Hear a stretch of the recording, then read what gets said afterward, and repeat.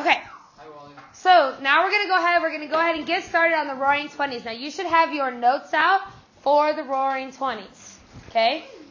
Now, this is it's the one that you picked up today. Now, it's a really, really fun era in history. Up at the top, you could also put, this is historical context for the Great Depression. The Great Depression is talked about a lot more on the AP exam for essays than the Roaring Twenties. So this works as a fantastic example of lots of historical context that you can be able to bring in.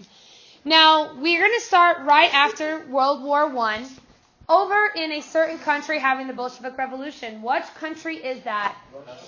Russia. Again, this is another example of something you learned in World or Euro that you can be able to bring in to a push. Now, during the Bolshevik Revolution, basically all of the workers are going to uprise against the government. Now, when they uprise against the government, though, there's also like a little deviation story here, because during this uproar, this girl is going to come into play. Who is this? Anastasia. You guys watched the movie before? Some of you? Okay. Now,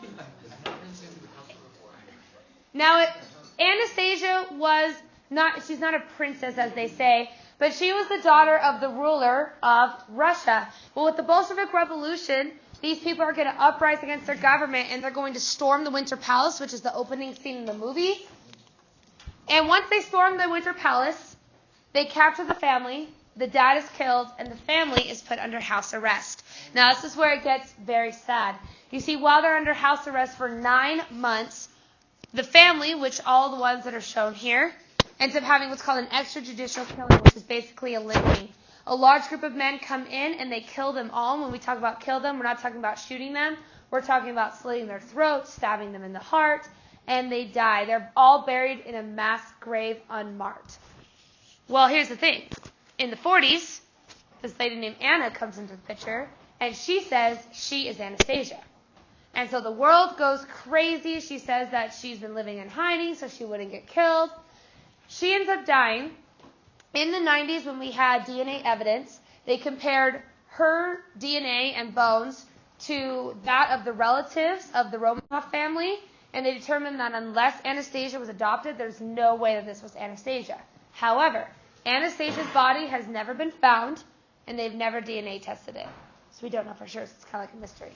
Anyways, following the Bolshevik Revolution, though, workers around the world want to be able to unite. Now, following World War I, a lot of people lost their jobs. People came home from the war as soldiers, and they came home to no employment. So what ends up happening is people want more jobs. They begin to strike. They begin to want better rights. And this begins to breed a fear of communism in the United States, which is called the Red Scare. This is an important term.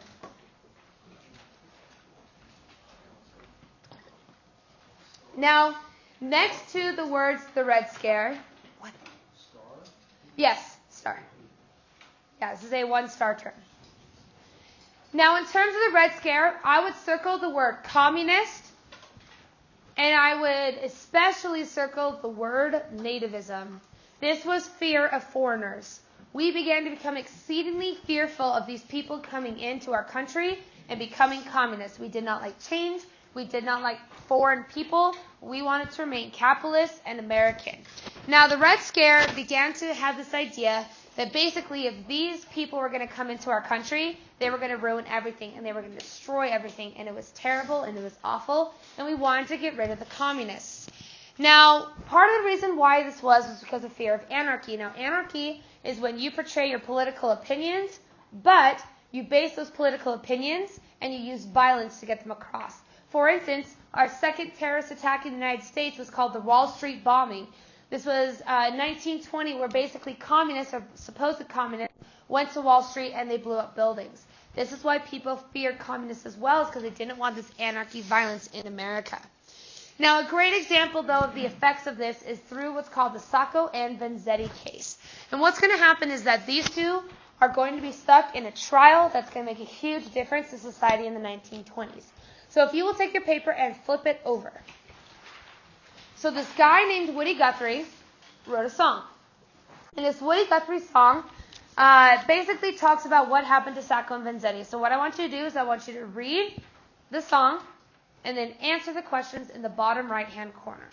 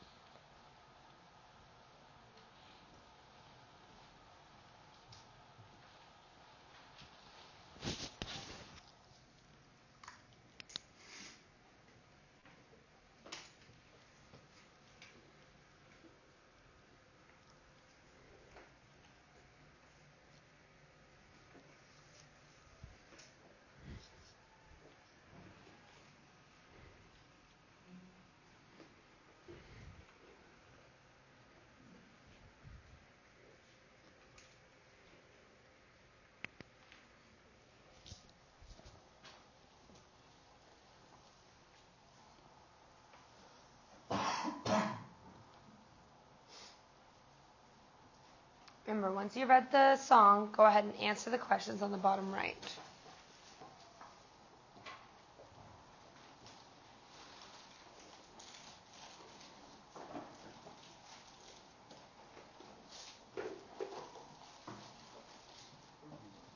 I know, but you're being really loud. Ethan. I'm just letting you know, be quiet.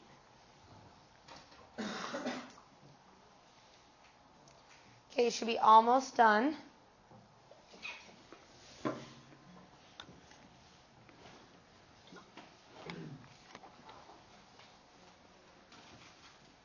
we listen to this song? No, because he sings really slow. He's a slow singer. You can go add it to your fancy iPod, though. Shuffle? Yeah. Or your Nano. Ooh. You could get it on a Zune. I heard they haven't been updating the software on that for a while, but if you want to. I just have a Walkman. I know there was a huge jump in people buying Zunes with the release of Guardian like '83. Well, the thing is, though, is I don't think they produce Zunes anymore. You can buy them off eBay and stuff. I'm sure that they went through 400 to find 4 working ones. Yeah. I just remember I was watching the other day songs from my high school experience, so 2000s music, and I was listening to the songs and I kept seeing Zunes in the music videos, and I was like, they don't have that anymore. That's funny. Don't worry about it. No, I had another generation gap. No, it's embarrassing songs that I don't want to admit I listen to in my spare time. No. It could be a generation gap. No. Okay. I do, but not like that. Okay. Alright, listen. What? Well, no, we're not playing it. We're not going to have the time. Okay. Listen. All books and phones away. Okay?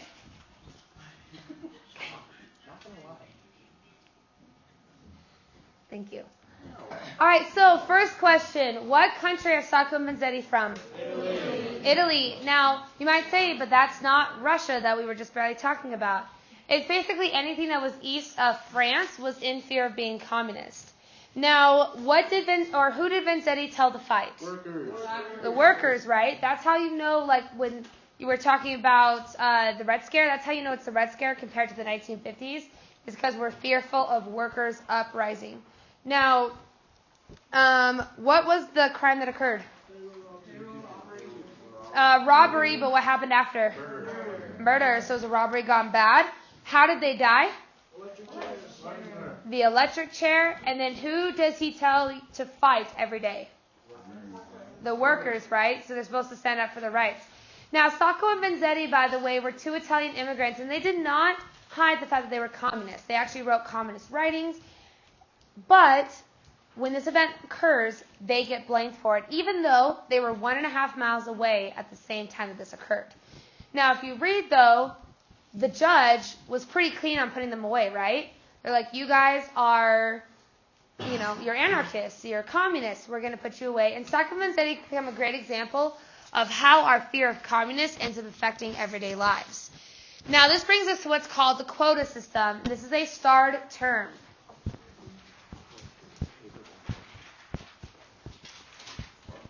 Now, the quota system, basically, if you want to put next to it historical context, Chinese Exclusion Act, those are the two that are the most similar. So the Chinese Exclusion Act, as well as the quota system, limits our immigration into the United States.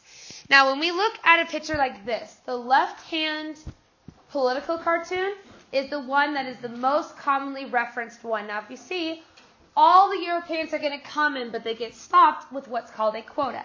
This is a certain percentage that every single country has. So this percentage comes into the United States and the other ones stay out.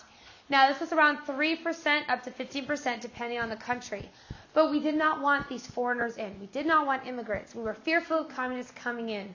Next to this, I would put that this is the start of isolationism. This is really where the legislation starts, that we are now isolationists. We don't want to deal with other people. We just got out of a war. We don't want to go back into a war. We want to stay away from everyone. Now, this is not on your notes, but I will tell you what to write. If you will just put down Palmer Scare, and if you just put raids to find communists, that's all you need to know. Palmer Scare, raids to find communists. It's also called the Palmer Raids. Now, this was where we take it a step further. So now we're not just going to limit immigration, but if you're communist, we're not going to break into your houses. We're going to search through your things. We're going to harass you. We basically legalize discriminating somebody based on their political beliefs, and we also pretty much take away search and seizure laws because we were trying to find all of the communists. Now, let's go from the kind of like serious to the really, really fun parts, which is the 1920s. Yes? I just want to ask a question. Why didn't anybody suffering from these raids challenge it or try to sue? Because that does defy, in my view, a constitutional right. Number one, immigrants are really poor. So when you are wanting to actually fight against something or sue, you have to spend a lot of money to do so. And these immigrants didn't have it. Plus, a lot of times, if you're going to sue for that immigration stuff, or you're going to sue as a communist, people are going to look at you differently. You could lose your job. There were really no protections. A lot of our search and seizure and things like that laws actually come in the 1960s. So a lot of it wasn't challenged because it was for the safety of the country. So people didn't really sue until the 1960s when the explosion of civil rights happened, and then people are realizing other people can have civil rights too. So that's when we get the Miranda rights, Gideon v. Wainwright. Those are all 60s and 70s lawsuits that bring you your normal modern-day laws. So this would be completely illegal now. Make sense? Okay. So let's get to the really fun stuff of the 1920s. Now, the 1920s are also called the Roaring Twenties. This is a double-star term. The Roaring Twenties was a time of encircling economic prosperity. Coming off of the Second Industrial Revolution, people are very, very wealthy, in particular industrialists. Because they are so wealthy, they are able to spend this money freely. Also, they're coming home from World War I. World War I gave a lot of profit to their industries, and we're going to be wealthy, wealthy, wealthy. We're going to spend it all. You can also say that we're going to spend ourselves right into the Great Depression. The Roaring Twenties, if you want to put historical context, this is contextualizing the Great Depression. All of the things that we did in the Roaring Twenties directly led to the Great Depression.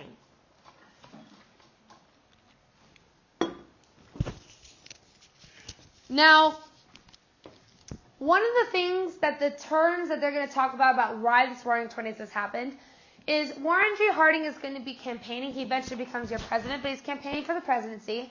And he's going to call the thing called normalcy. This means that following World War I, people just want to go back to a normal life. People did not want to go to war. They didn't want to be in Europe. They just wanted to be at home and just live our normal lives, which brings us to the Roaring Twenties, which eventually brings us to prohibition, which is a double-star term, which you should obviously know by now. Now, prohibition prohibits the use of alcohol. That's right. Now, you're going to want to know what the causes of this were, which is the second bullet. First is morality. Everything that's ever happened badly was because of alcohol. When men act badly, it's only because of alcohol. So what do we get rid of? Alcohol. Because we want to be moral people. At the same time, soldiers in World War I were not allowed to drink. Therefore, if you drink, you're unpatriotic. And also, we had really great propaganda techniques going on by the temperance unions. Now, you will need to know the different prohibition laws. Now, in particular, you will need to know the 18th and the 21st Amendment. If you would like, at the bottom of your paper, I'm going to give you the amendments that you will need to know for this class, of the whole class. Okay? So, you will need to know the 13th, 14th, and 15th Amendments. Those are African American rights following Civil War. 15th. 18 and 21 are prohibition. 19th is women. And 26th is Vietnam. Those are the most commonly referenced amendments in the AP exam. Now, prohibition, though, you're lucky because prohibition is super, super easy to be able to learn. Okay, I'm going to teach you a very easy trick to be able to remember prohibition. Okay? At 18 years old, you can't drink, but at 21, you can. So when you turn 18, you're not allowed to drink. That's prohibition. But at 20 years old, or 21 years old, prohibition ends, and you can now drink again, just like in real life. You can drink at 21. Yeah? Is that kind of a similar thing with the fraternity? I mean, didn't a lot of people protest in during Vietnam when the drafters said you could go off to fight, but you couldn't vote? But that's the 26th Amendment. Yeah? What were the 14th and 15th amendments again? So 13, 14, and 15, those all deal with, basically one of them gives everybody the equal rights. One of them gives them the right to vote. And then one of them makes them equal citizens under the law. Yeah, as long as you know they're all African American rights, you should be just fine. Now, once we get into the prohibition laws, we are going to ban the use of alcohol. Now, why we did this? Now, first off, our propaganda was on point for prohibition. My favorite, we've seen the Devil's Toboggan. My favorite is this one. Lips that touch liquor shall not touch ours. Ooh. It's a really great way to get guys to want to get rid of alcohol, right? Now, when we talk about this, we're talking about this really great way to be able to get rid of alcohol and to be able to make sure that we are going to be able to have a better society. So we begin to prohibit alcohol, and we have lots of consequences. Now, you will see right away, this is also not on your paper, but unfortunately, this happens to be one of the most important slides on the whole thing. So, a lot of people either did it on the front, or they flipped the paper over and did it on the back and just made your own little box. But you really need to know the consequences of prohibition. You have to write everything there? Yeah, this one's a really important slide.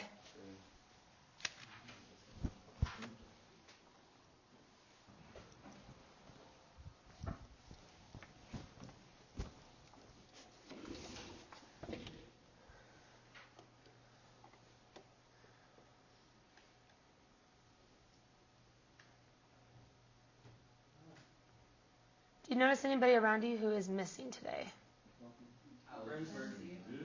Wait, okay, hold on. Alex is gone. Miles isn't gone. What? Emily Emily B is gone. Oops, I'm not even in the right name? Okay, Emily's gone. Alex is gone. Mackenzie is gone. Anybody else? Other than Cindy and Jelaine, but they already talked to me. They have a lot of tournaments. Anybody else knows? Anybody else around you gone? Okay. Erica, does somebody usually sit in front of you? Oh, that's right. No, Jelaine is at a competition.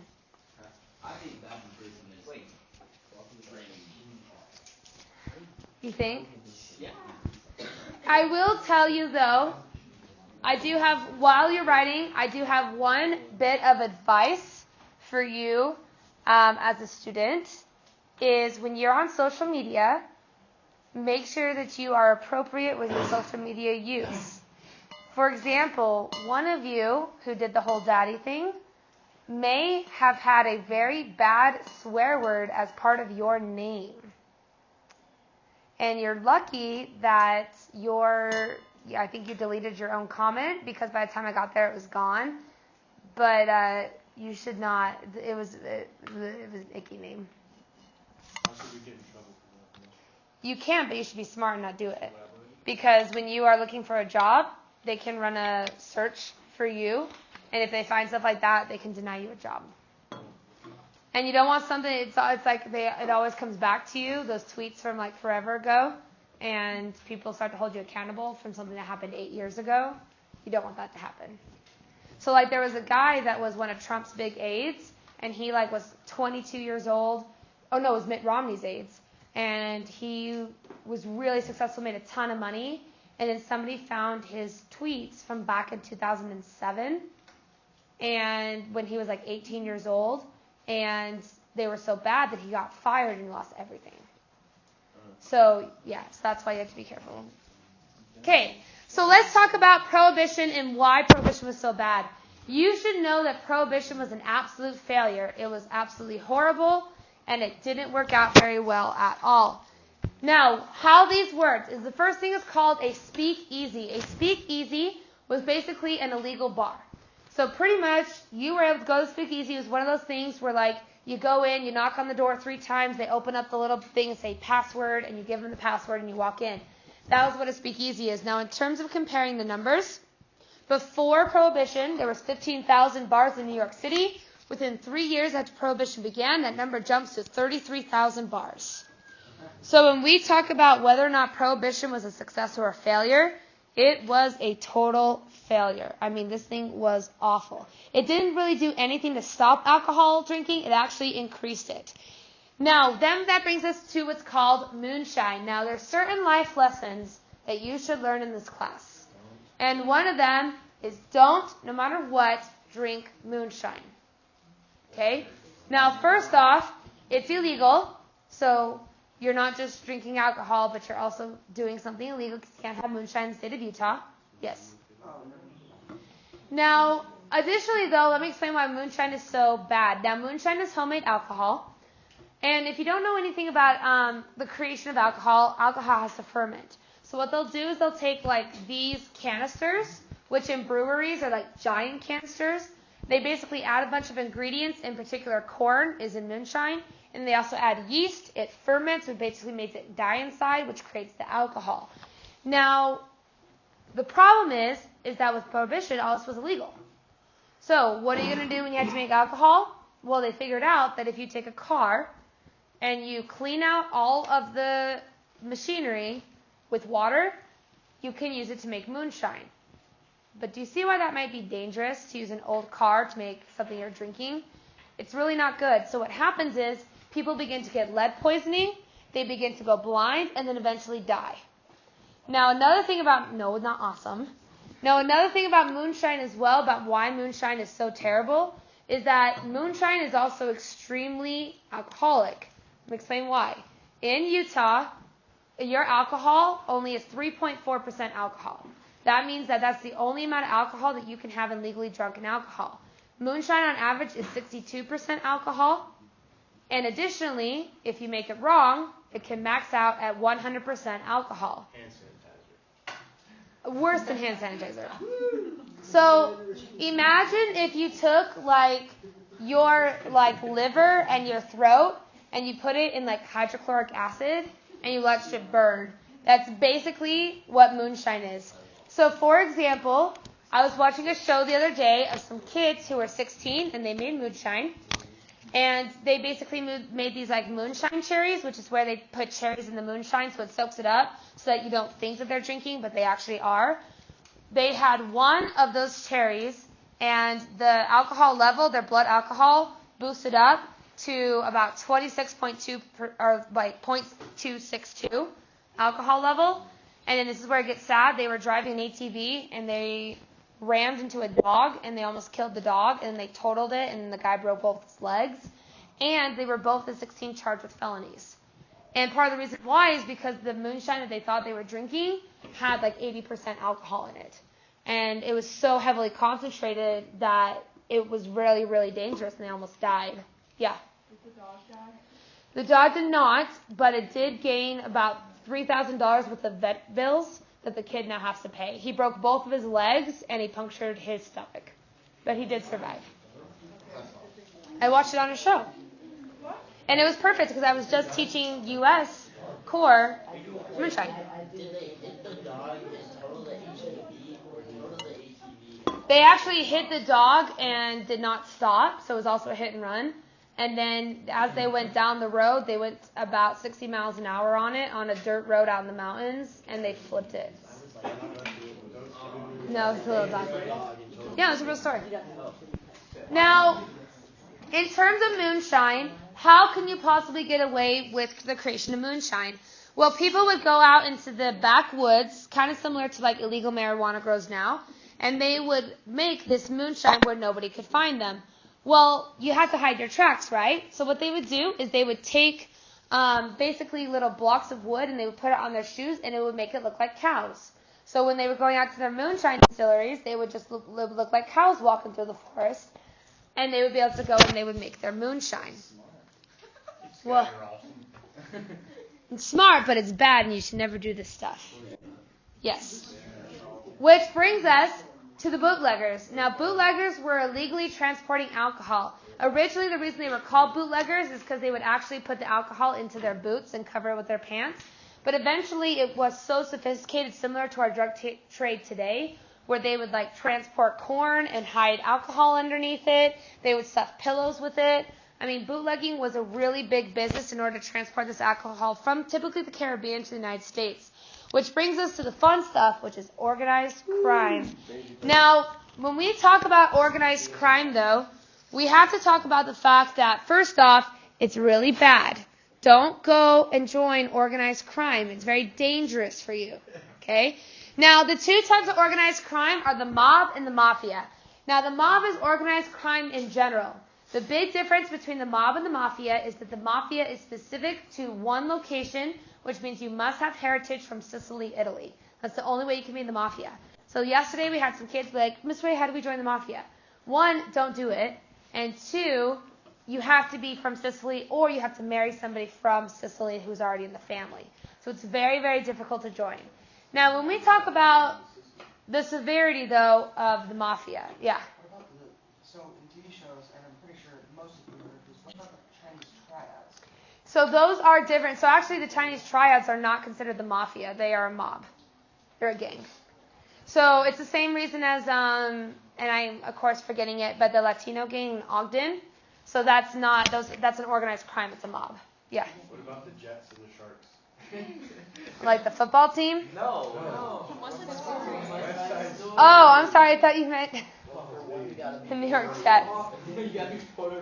I will say that those, so that movie, what they're actually having is, so the mob and the mafia was the 1920s to the 1960s. In the year 1960s, gangs are created in the United States, which is technically what all those are, like the triads and stuff. They're gangs more than mobs. So those are actually mobs.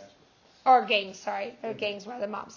Now let's talk about, though, the severity of why, first off, you should never join the mafia, and why it's really dangerous, and again, don't join the mafia. Don't piss off mafia. Okay. Now let me explain. So the mafia is very similar to like very traditional things. For example, if you've ever seen this movie, okay? Now this movie is all about the mafia. Now you can tell that he is Italian by a lot of things. He has big gold chain, a cross. It's very Italian. Now, if you've seen this movie too, or you just know about the mafia though, you don't mess with the family. For example, in New Jersey, there's a huge amount of mafia members. And I was reading a story a couple years ago of a guy that was an FBI informant. And so in order to get out of jail, he was supposed to record an initiation of another member. And so he went with a secret hidden camera, recorded it. A week later, turned it into the FBI. And within 40 minutes of turning it in, he was dead. So you don't mess with the mafia or the family. Yeah. So, in Zootopia, that is part of the mafia? Yes, he's a mafia member. In my regular core classes, when we have more time, we watch that scene, actually. The ways that you can know is actually in that movie, the polar bears are wearing a cross. So they're having that. The painting up on the wall has Italian things in it. It's all screaming Italian mafia. Plus, it's actually a direct parody of The Godfather. Oh, you're going to miss so much fun stuff. Dawn, you're going to go watch it on YouTube? Yep. Don't forget to do Okay. Now we know it's Ethan who's disliking all my videos. I'm not going to see your channel. Now, when we talk about what can the mafia do, so I'm going to give you two examples. So the first example is from a student who's not in, you don't know the student, because it's from core, and I don't think any of you know this person. So this person was talking about in our class when I was teaching core about this, and he was saying that his brother served a mission in Italy. And while they were in Italy, they were giving the discussions to this girl who turned out to be the mafia boss's daughter. So she invited him over to dinner to meet her family, and the missionaries walked in, and everyone had like machine guns around and ARs, and they had to be patted down, and they had to go through like metal detectors. And so they're sitting down at dinner with this mafia boss and his family, and the mafia boss is like, "How are you liking Italy?" And the guy's like, "Oh, we're liking it, but my new companion who just got here yesterday, when he came in at the train station, his bag was stolen." And so the mafia guy's like, "Oh, I'm sure it'll show up one day. I'm sure it'll come back." So after the dinner was over, they go back to their apartment, and their door's unlocked. And they open up the door, and on the bed was the suitcase, and nothing had been touched. Everything was just where it was supposed to be. Why join the mafia? Okay, now let me give you another example of another student. So another student who you guys do know, he's extremely popular, but I'm not going to tell you his name because I don't want to tell you. Tim. It's not Tim. So this student, though, his family was actually a couple generations ago. They were actually in the mafia during this time. And then his great-grandfather was killed in an assassination by the mafia. And so in order to get away from it, they moved in the middle of the night over into Idaho, changed their last name to a very American-sounding name in order to be able to avoid the mafia. And that's why that person has that name now. Sounds like a movie based off of that. Well, this was very common. That's so cool. This is a student that's an A-push this year. Wait, I'm confused. So he was part of it, and then the same mafia killed him, or a different mafia killed him? The same mafia. Got disbanded. Yeah, it's Italian mafia. So it pissed someone off. Now, I will tell you that there are different mafia families. So he didn't really explain it very well. Everybody was too busy gasping. So, anyways, so you don't want to be in the mafia, and at the same time, you also don't want to be in either of these two for a couple of reasons. First off is what's called a Tommy gun. A Tommy gun is a handheld machine gun. This is one of the ones that has a 60 ammo drum that you hold the trigger down, you spray it back and forth, and it doesn't stop. Those 60 bullets end up getting shot out at, I think it's 60 shots, takes about 25 seconds or so. So these Tommy guns become very severe. It's pretty fast during this time for a handheld machine gun. Now, in terms of to be able to combat this, they actually create the FBI. So the FBI is created in order to be able to help solve this problem and end mobsters and mafia in America. Which brings us to, what's his name? Well, this is the only class that not everybody said it. Yes, this is Al Capone, who is better known as Scarface. Ooh, we need to get you guys some books on the mob and the mafia. Yes. Now, Scarface, this is Al Capone. He was the famous mobster that controlled the west side of Chicago. Now, he was a huge bootlegger, a speakeasy runner. He himself is responsible for what they estimate is 500 deaths. But those are not like ordering somebody else to kill somebody. That's him as an individual person killed about 500 people. Now, also in Chicago, though, you had his bitter rival, who was Bugs Moran. Oh, we need to get you guys reading. That's okay. You guys will learn it at some point. Now, Bugs Moran and Al Capone were bitter rivals. And one day, Al Capone decides he's going to get rid of Bugs Moran. So this is what he's going to do. He calls up Bugs Moran and pretends that he is a bootlegger. And he says, hey, I got some new alcohol. It's really, really cheap. You want to come buy some? Bugs Moran says, good. Or, like, fine, I'll go. Wait, wasn't he already a bootlegger though? Well, no, he was pretending to be somebody who was bringing alcohol that Bugs Moran could buy. So then, Bugs Moran and his 17 men show up to get this illegal alcohol. Well, as they're waiting for Al Capone's fake bootlegger people, the police show up. So like, oh great, we got caught by the police again. They put down their Tommy guns, they put up their hands, they turn around to the wall to get arrested. But as they're waiting to be arrested, Al Capone's men reveals their Tommy guns and they shoot them all dead. Even the cops? They were the cops. They were fake cops. Yep. Yep. And this becomes what's known as the St. Valentines Day Massacre. Now, Bugs Moran himself, though, his bitter rival, was not there. He had gotten a haircut and was running late to his own murder. Now, in terms of how you guys can use a push in real life. No, not get a haircut. Okay. Yeah. Yeah, all the time. Okay. Now, the other day I was at the gym, and as I was leaving the gym, I saw something that made me very, very angry as a history teacher, and I want to share it with you. So I found this flyer, and this flyer is a flyer for the Redwood Recreation St. Valentine's Day Massacre racquetball tournament. That's awesome. Now, I don't necessarily know if this was the most appropriate name for a racquetball tournament. Guaranteed. It's going to be a massive one. Now, I will say that I may have been that person who kind of wanted to talk to them and get their explanation for why they would name this after a massacre of 17 people by Tommy guns. And when I talked to the people who organized it, they said they had no idea that this happened because the St. Valentine's Day Massacre was made into a song in the 80s that was really popular, and they didn't know it was a real story. That's awesome. So, Let's listen to the song. no, Why? because it's 7 minutes long. So let's do it. Come on. So anyways, so if you ever work for Salt Lake County Parks and Rec, now you can use your actual smarts to not do things like this. Because this is bad. When is that tournament? Or you can do It's already ended. It was on St. Valentine's Day, so it was on Valentine's Day. I would have won. Okay. Now, Al Capone himself, though, was never caught or charged with any of his murders. However, he did go to jail for tax evasion, and he went to jail at Alcatraz. Wait, did he live in the U.S.? No, Chicago. Where? In Chicago, Illinois. He lived in China. We were talking about the Italian mafia and then Chicago. No, do you realize that the Italian mafia is in America? In New Jersey and New York? Now I do. In Yugoslavia, China, Brazil. Okay. India, Anyways, okay. Germany. Okay. This just seems much more attainable now.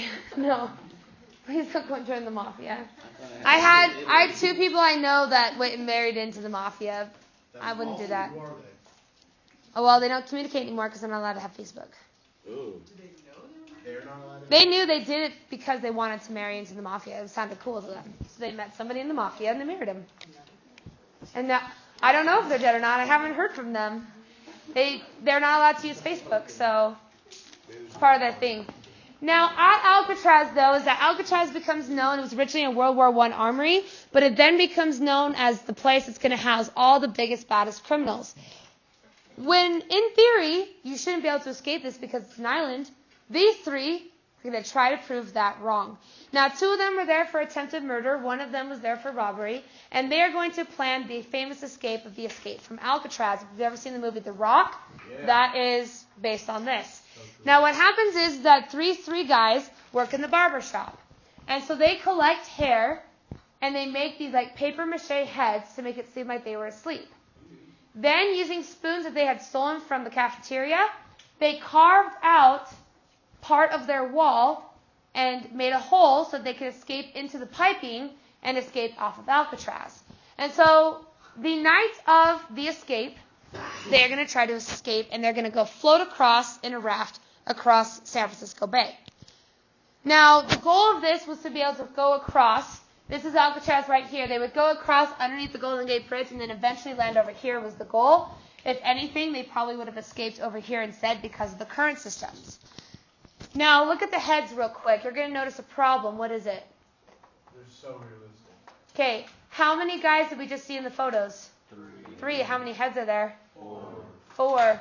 You see this poor guy over here, Alan West. He was supposed to escape too, but he was a procrastinator. And he's like, oh, I still got like 3 weeks left for this escape. I'll do it later, some other time. Well, a week before the escape was supposed to happen, it turns out people were catching wind of it. So they decided we're going to go ahead and go. Well, Alan West had procrastinated. So he puts his head into the sleeves and he tries to get through his hole, and it's too small and he gets stuck. So if you want to never know why should you not procrastinate in life, because you don't want to be like Alan West and get stuck in a grate. Now, their bodies have never been found. The only thing that's ever been found is one paddle, a life jacket, and part of a raft. So supposedly, according to official government records, they are dead. They died in San Francisco Bay. But did they? What happens is about 10 years after the whole escape happens, the family begins to receive letters from South America. Back in last year, the family then hired a private investigator, compared the handwriting to these letters to the handwriting that they had before they went to jail, and supposedly they matched perfectly.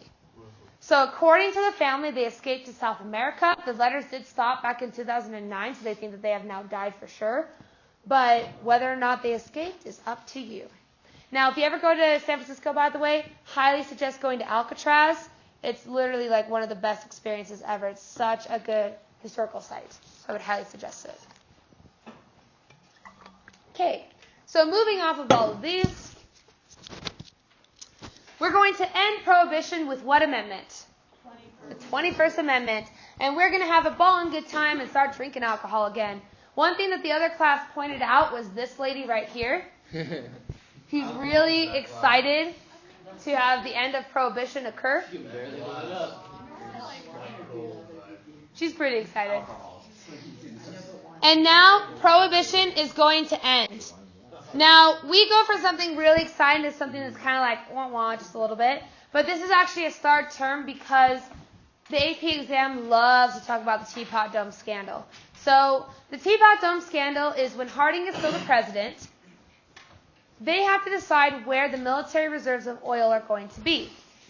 And so he decides to put this Navy reserves in a place called the Teapot Dome. Now, if you don't see, this is supposed to be a teapot. This is the spout, and then that's the teapot. Regardless, though, is that they give this contract for oil to here.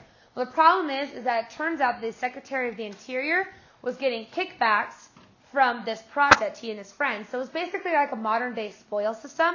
Do you guys remember when we talked about the Secretary of the Interior zinc and the whitefish in Puerto Rico? Yes. You guys remember that? Yeah, the power. Yeah. The power company. All the other classes got it, so hopefully you remember it. Yeah. So that's the same thing that happens here. So scandal, politics, people began to massively distrust their government during this time. Which brings us to women's rights. Now, you will need to know the 19th Amendment, and you'll need to know the cause of why women's rights occurred. So the 19th Amendment grants women the right to vote, which is also called suffrage. Good, women's suffrage. Now, women began to want to have suffrage because during World War I, they received massive political power, but then they were all of a sudden cut off from it when World War I ends. So they wanted the ability to have more suffrage. Now, fun fact, the next presidential election is in the year 2020, which is the 100th anniversary of women's suffrage. It's also the first time you girls in here can vote in a presidential election. So, on the 100th anniversary, you guys can all go and vote and celebrate women's suffrage. Men can go and vote too if they want to. Yeah. But, no, you should. It's a good idea. Now, this brings us to what is called the flappers. And the flappers are super, super fun. The flappers are a great example of why women's rights are going to be able to expand. Now, if you've ever seen the flappers before, the flappers have a very, very distinct look. Now, their look is going to have a lot shorter skirt, and it's also going to have this fringe around the bottom. Now, why are they called the flappers? Well, the thing is that first off, before this time, all your skirts were at your ankles. Now, they're going to come up to your legs, and that was scandalous. I mean, this was the girl that your mom did not want you to date as a boy because they were too promiscuous and they were far too sexy for you because their skirts came to their knees. I know. It's a big problem. Now, why they were called flappers, though? So it was required by law that your skirts came down to your knee. But on a flapper dress, all of it is fringe. Well, what happens when you walk and there's fringe? It swirls, otherwise known as flaps, back and forth, and what shows underneath? Your super nice, not your knees, your entire leg.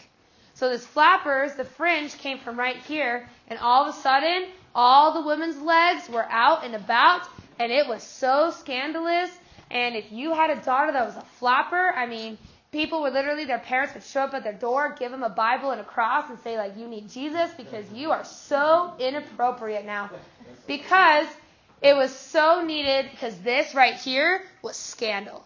And if you dress like this, I mean, you are the talk of the town in all the wrong ways.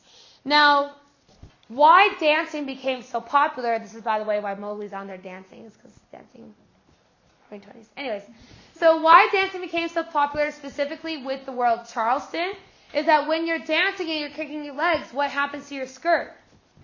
It goes up, and guess what it shows? Your legs, which is all that, nice little legs that all the boys want to go see. And then if you're flipping around up and down with the Charleston, what else are you seeing? Everything underneath the skirts as they're flying up and down. So the flappers became really a symbol of promiscuity. They became a symbol of the sex appeal during this time. And the flappers really were the women pushing the boundaries of what they could do. And a lot of it was because a lot of things were illegal, such as having too short of a swimsuit. This was illegal. You would receive tickets. If you had too short of a skirt, you would receive a ticket. All of this was in order to be able to stop the scandalous women from going out there, and they wanted modesty to come back into America. Now, these flappers, though, didn't really care. They kept pushing the boundaries, and they kept becoming more and more promiscuous. As you can tell today, I mean, this, in a lot of people's minds, is really overly modest, right? And so as we began to change and transform, back then, I mean, this was the scandal of pretty much the century for women at the time is what they thought. Now, let's talk about the Great Gatsby. Now, I have good news and okayish news for those of you reading the Great Gatsby in English. So you can use the Great Gatsby and what you know about it in your AP exam. The Great Gatsby, if you don't know, was a very popular book in the 30s, and basically it described for you life in the 1920s, especially with Gatsby himself, had like these wild, crazy parties, and it really shows the economics of the 1920s.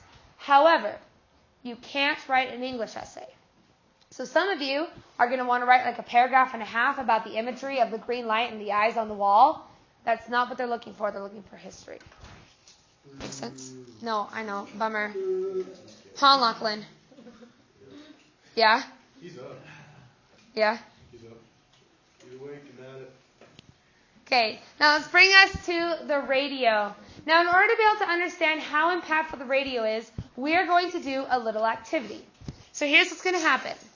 I am going to play you a sound. And based on this sound, I want you to figure out what is happening in this clip. I'm going to wait.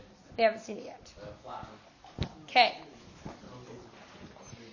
This is not from the 1920s, by the way.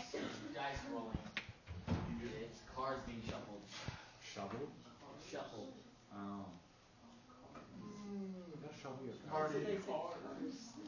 This morning, it looked as though they were not going to be able to get off. 15 seconds. Velocity 2,900 feet per second. Altitude 9 nautical miles. Range distance 7 nautical miles. Person. So something's happening right now. Okay, so Ethan, what do you think it is? Okay, Miles?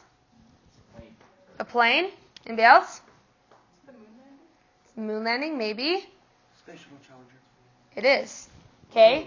Now, Space Shuttle Challenger. Now, let me explain what you just listened to. Now, what you guys just listened to is the explosion of the Space Shuttle Challenger, which if you don't know was in the 80s. And the Challenger explosion was really the first big space shuttle explosion that was going on. In fact, what's kind of sad about it is also going to have the very first teacher in space. And so all the schools around the country canceled classes to watch this live, and they watched the shuttle explode on their TV. It's not really funny. It's not funny, though, right? Because 12 people died? Yeah.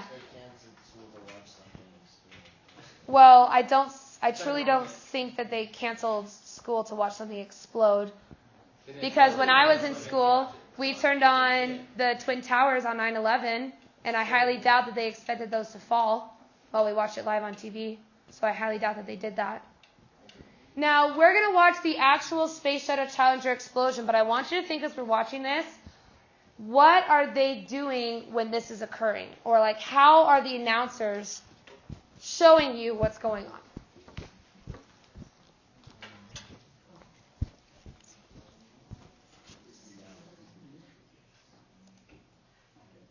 T-minus 21 seconds in the solid.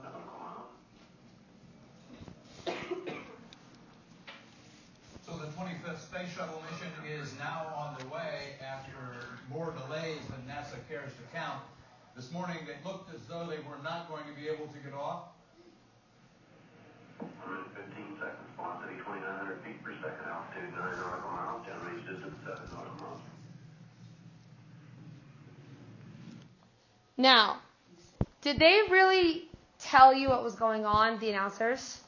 Why didn't they need to? Because you saw it, right? It was right in front of you. You were able to see exactly what's going on. Could they do that with radio? No, they couldn't, because they have to create a picture for you of what's going on. Now, the example I'm going to give to you is the Hindenburg.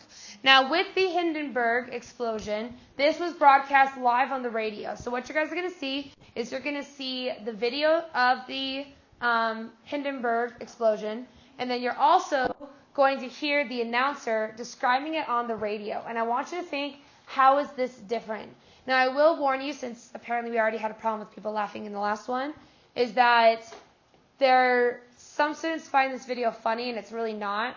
When he was broadcasting, the tape was going too fast, and it pitches up his sound, and then it makes it really fast. So it's not that he sounds weird, it's just that it was an accident at the time. Okay? So I want you to think, how is this one different?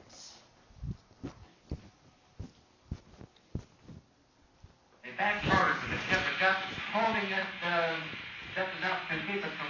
It's right center flank. Get it started. It's right, and it's right. It's right. It's terrible. Oh, my. Get out of the way, please. It's bursting into flames, and it's falling on the morning fast, and all the folks between us. This is terrible. This is one of the worst catastrophes in the world. Okay, how is this one different? What did they have to do for this one, Ben? Okay, it was panicking. What else was happening? Yeah, it was telling you literally everything word by word, right? He was like, it's in flames, people are running, people should come and help. He's very vividly describing it, yeah. He's also saying, oh, this is terrible, this is wrong, this is Yeah, and he almost has to become like the visual part of what's going on. So that was almost the difference between the radio and the TV, is you have to describe things. Now, following this, though, after the success of the radio, is we are going to get the movies. Now, our movies begin with silent films. And in particular, one of our stars is going to be Charlie Chaplin. Now, something very distinct about Charlie Chaplin is his mustache. Who also has this mustache? Hitler. Now, why Hitler actually has this mustache? So Adolf Hitler was a huge fan of Charlie Chaplin. And because of that, while he was in the 20s, he adopts Charlie Chaplin's mustache and puts it on himself. So a lot of people think Charlie Chaplin took it from Hitler. Hitler took it from Charlie Chaplin. In fact, Charlie Chaplin was so upset about it that in the 40s and the 50s, he actually shaved it off, or he grew it all the way out. And he didn't have his iconic mustache anymore because he didn't want to be associated with it. So we're going to watch a Charlie Chaplin film, and we are going to see how he has to act in order to portray a story. Okay? So I want you to think, how does Charlie Chaplin act in this silent film?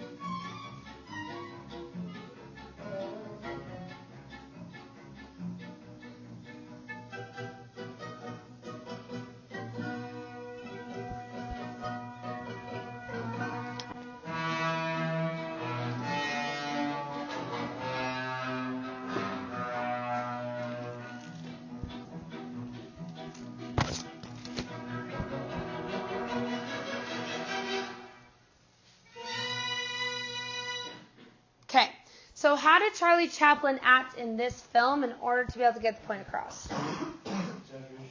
Okay, exaggeration, overly acting. Did you guys notice how the sound almost perfectly synchronized with things that were happening in the actual film? So those were all part of the silent film industry. But then we have the talkies. And the talkies are going to completely change things because now we're going to have synchronized speaking with what's going on in your actual video. And the very first talkie is going to be what's called the jazz singer. And that's a really important term that you need to know, is what the jazz singer was. Now, The Jazz Singer becomes the very first talkie movie, and we're going to synchronize sound with what you're seeing on the film. Now, basically what this is all about is it's about this jazz singer who's black, and he's able to go and perform in front of people who are white. He becomes massively successful, and it's this huge love story, right? Well, the reality is that the person in the actual film was not black. He was white, but they played him as a black guy. And this was through what's called blackface. Now, you've probably learned before about blackface and the use of it in like minstrel shows and things like that. But they did stereotype this guy to seem like he was an African American. So that's why he has like really puffed up lips. His hands are white. Those are all very common things for stereotypes of African Americans. Now, we're going to watch a clip from the very first, or from The Jazz Singer. And what you're going to notice is that he doesn't really look black in this film. So I want you to see how they portray him.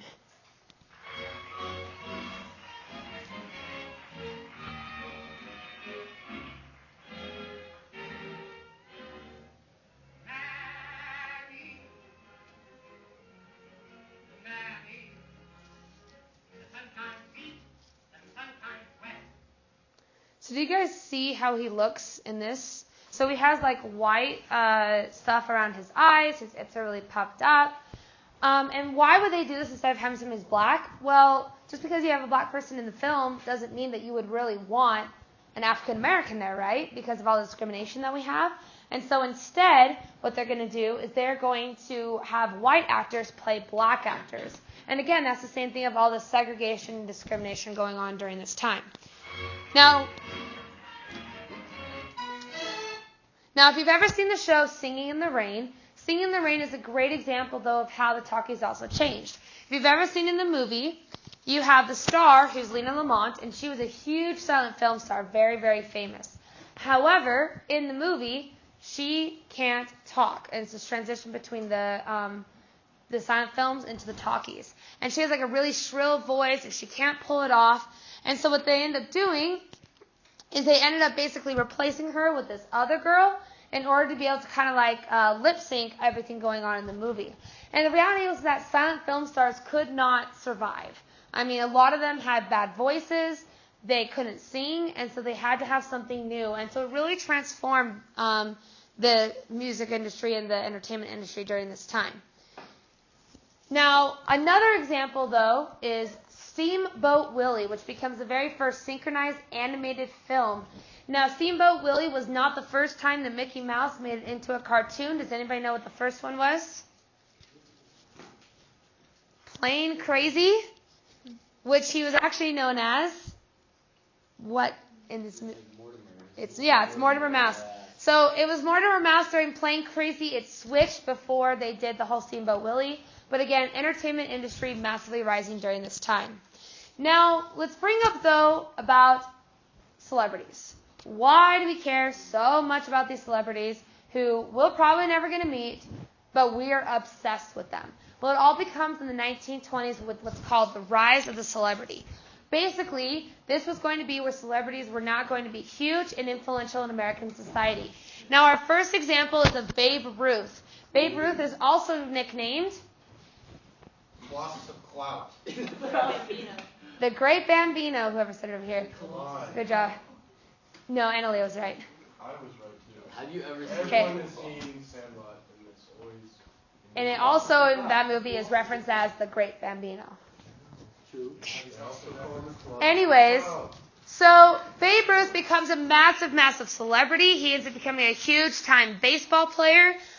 He was so popular during this time that people became obsessed with him. I mean, if you look at his headline, for instance, why do we care about his like little baby's birthday party and how they messed it up?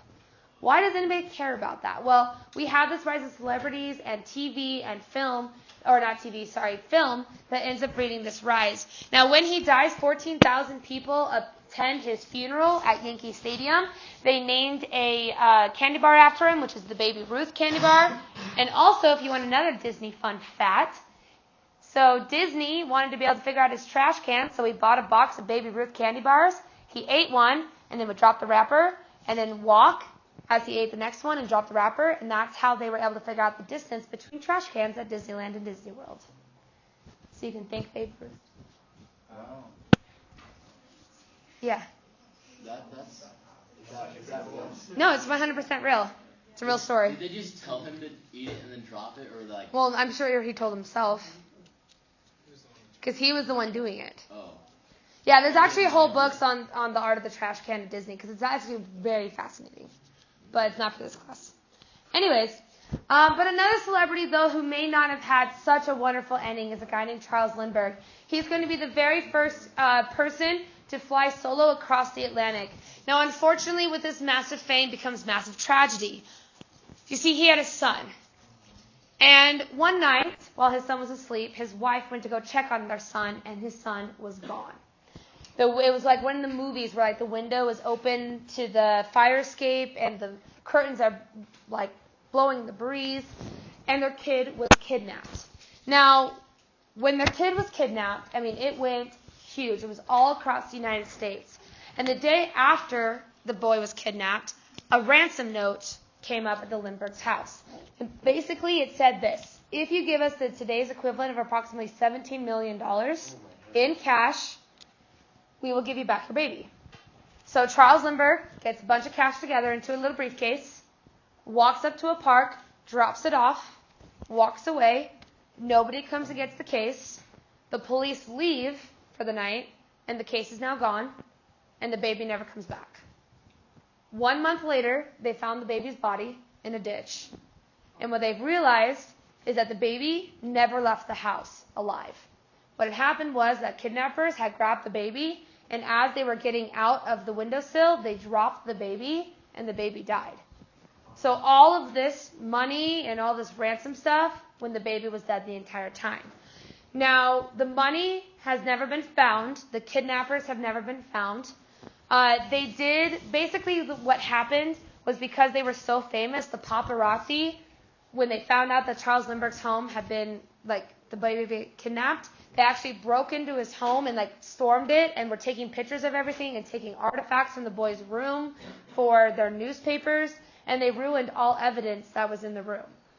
And so kind of his own celebrity status, and he felt guilty for this for the rest of his life. He felt like it was his own fault. They have found, I believe it was 6 of the banknotes, because they were all earmarked, but they have no idea who the kidnapper ever was, and they've never figured it out. So again, probably a negative reason why you shouldn't be a celebrity during this time. Which brings us to African Americans. Now, African Americans are going to go through a massive amount of change, and it begins with something called the Great Migration, which is a starred term.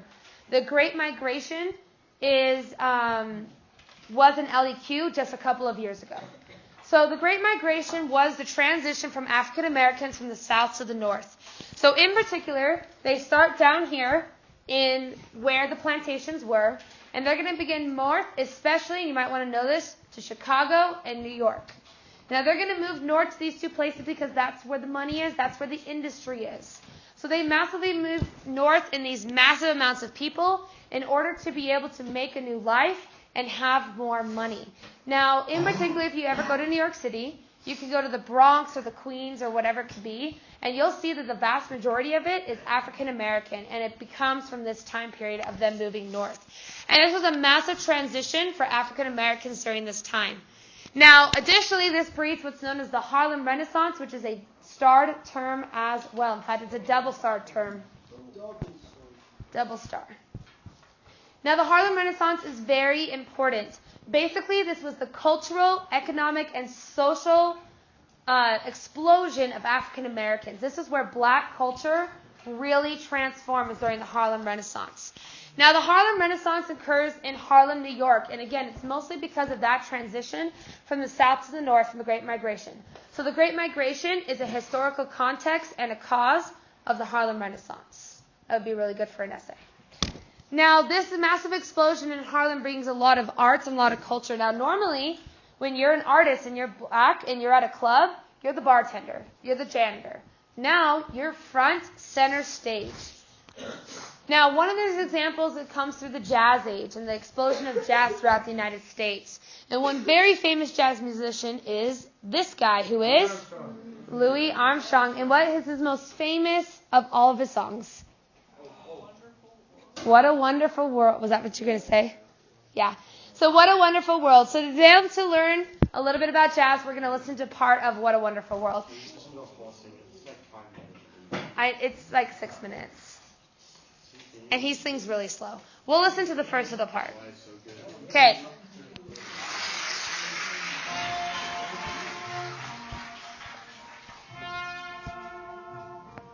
I see trees of green.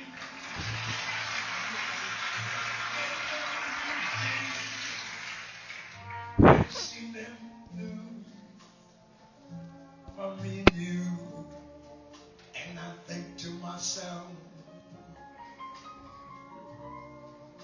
what a wonderful world.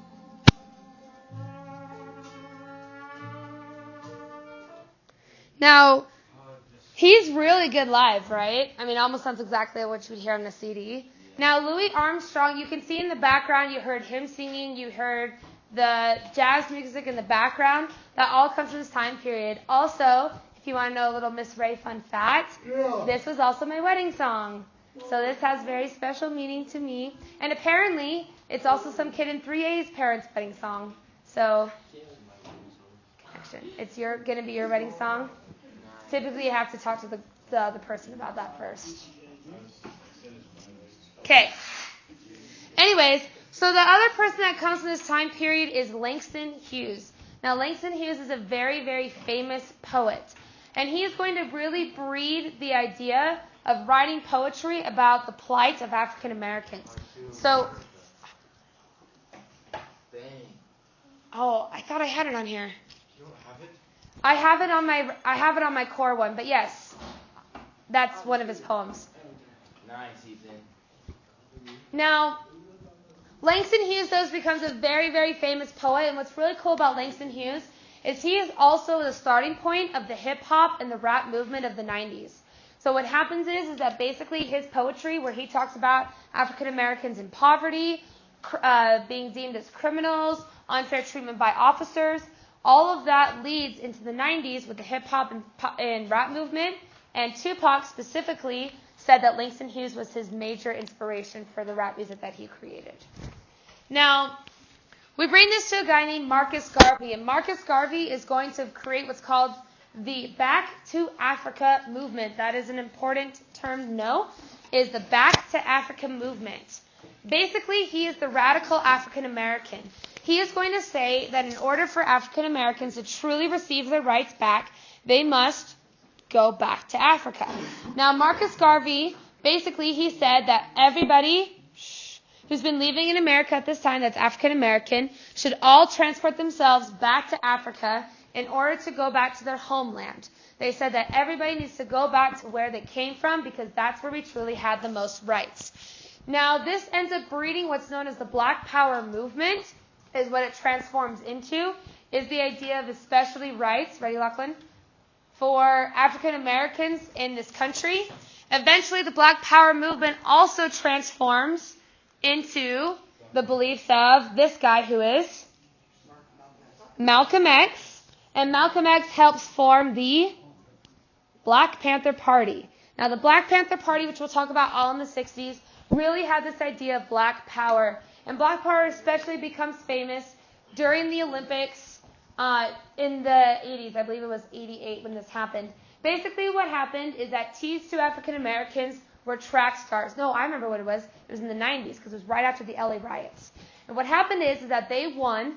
And in order, they had already planned this protest long before they had won, but both of them packed a glove, or black gloves, which was the black power symbol, and when the anthem was playing, they were going to put their heads down and they were going to put their fists up. This was kind of at the same level as like the national anthem protests, was what was going on here. Well, this guy on the right forgot his glove. So the guy on the left had to give him one of his gloves, so that's why it's two different hands. It's supposed to be the right hand up into a fist. And while the national anthem was playing, they did this, and everyone booed. They got off the medal stand, and they were stripped off their medals, because you can't do this sort of political stuff right here. The Australian, who was on the far left, who did not participate, as he was walking away, interviewers crowded around and were like, what do you think? What do you think of what they did? And he said, I support their decision to protest. And because of this, Australia stripped them of their medals.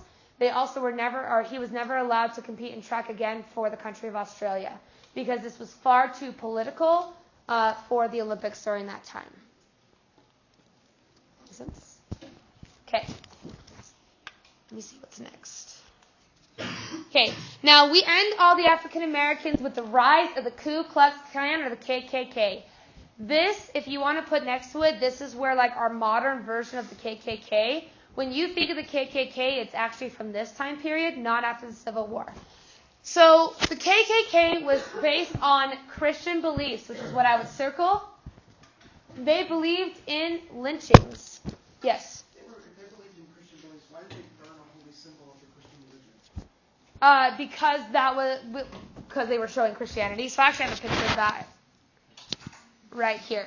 Okay? So they burned it because they were showing that they were based on Bible beliefs. They were based on Christian beliefs.